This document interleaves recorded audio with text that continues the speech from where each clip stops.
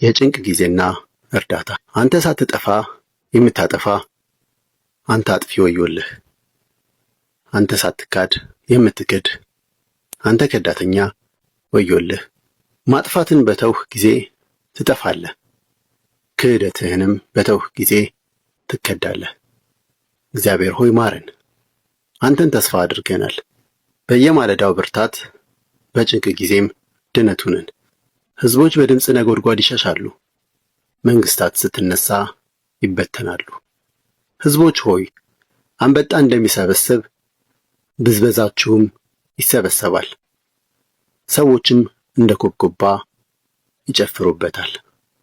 እግዚአብሔር በአርያም ተቀምጧልና ከፍ ከፍ አለ፣ ጽዮንን በጽድቅና በፍትህ ይሞላታል። እርሱ ለዘመንህ የሚያስተማምን መሠረት፣ የድነት የእውቀትና የጥበብ መዝገብ ይሆናል። እግዚአብሔርን መፍራት የዚህ ሀብት ቁልፍ ነው።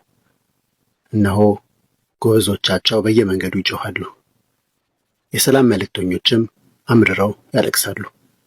አውራ ጎዳናዎች ባዶ ናቸው፣ በመንገድ ላይ ሰው የለም። ስምምነቱ ፈርሷል፣ መካሪዎቹ ተንቀዋል፣ የሚከበርም የለም። ምድሪቱ አለቀሰች፣ መነመነች፣ ሊባኖስ አፈረች፣ ጠወለገች። ሳሮን እንደ አረባ ምድረ በዳ ሆነች። ባሳንና ቀርሜሎስ ቅጠላቸውን አረገፉ።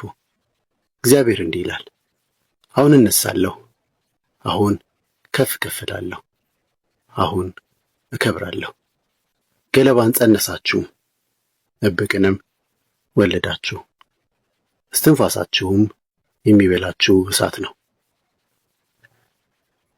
ሕዝቦች ኖራ እንደሚወጣው ድንጋይ ይቃጠላሉ፣ እንደ እሾህ ቁጥቋጦ በእሳት ይጋያሉ። እናንተ በሩቅ ያላችሁ ያደረግኩትን ስሙ፣ እናንተ በቅርብ ያላችሁ ኃይሌን እወቁ።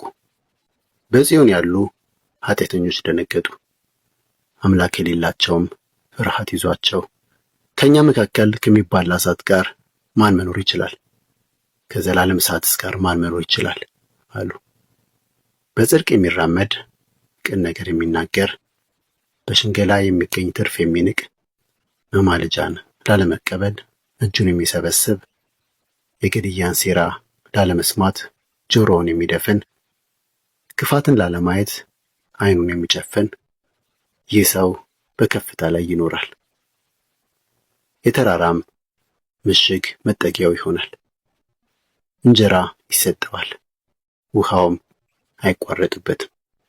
ዓይኖችህ ንጉሡን በውበቱ ያዩታል፣ በሩቅ የተዘረጋችውንም ምድር ይመለከታሉ። የቀደመው መከራ ትዝ እያለህ ያ ዋና አለቃ የት አለ? ግብር ተቀባዩስ ወዴት ሄደ? የመጠበቂያ ማማ ኃላፊውስ የት አለ ትላለህ። እነዛ ንግግራቸው የማይገባ የሚሉትም የማይታወቅ ሊረዱት የማይቻል ቋንቋ የሚናገሩትን ጋጠወጥ ሕዝብ ከእንግዲህ አታያቸውም። በዓላታችንን የምናከብርባትን ከተማ ጽዮንን ተመልከት። ሰላማዊ መኖሪያ፣ የማትነቃነቅ ድንኳን የሆነችውን፣ ካስማዋ የማይነቀል ከገመዷ አንዱ እንኳ የማይበጠሰውን ኢየሩሳሌምን ዓይኖችህ ያያሉ። እግዚአብሔር በዚያ ኃይላችን ይሆናል። ባለመቅዘፊያ ጀልባዎች እንደማያልፉባቸው፣ ታላላቅ መርከቦችም እንደማይሻገሯቸው ሰፋፊ ወንዞችና ጅረቶች ይሆንልናል። እግዚአብሔር ዳኛችን ነው። እግዚአብሔር ሕግ ሰጫችን ነው። እግዚአብሔር ንጉሣችን ነው፣ የሚያድነንም እርሱ ነውና። መወጠሪያ ገመድህ ላልቷል፣ ምሰሶው ጠብቆ አልተተከለም፣ ሸራው አልተወጠረም። በዚያ ጊዜ ታላቅ ምርኮ ይከፋፈላል፣ አንካሳ እንኳ ሳይቀር ምርኮ ይወስዳል።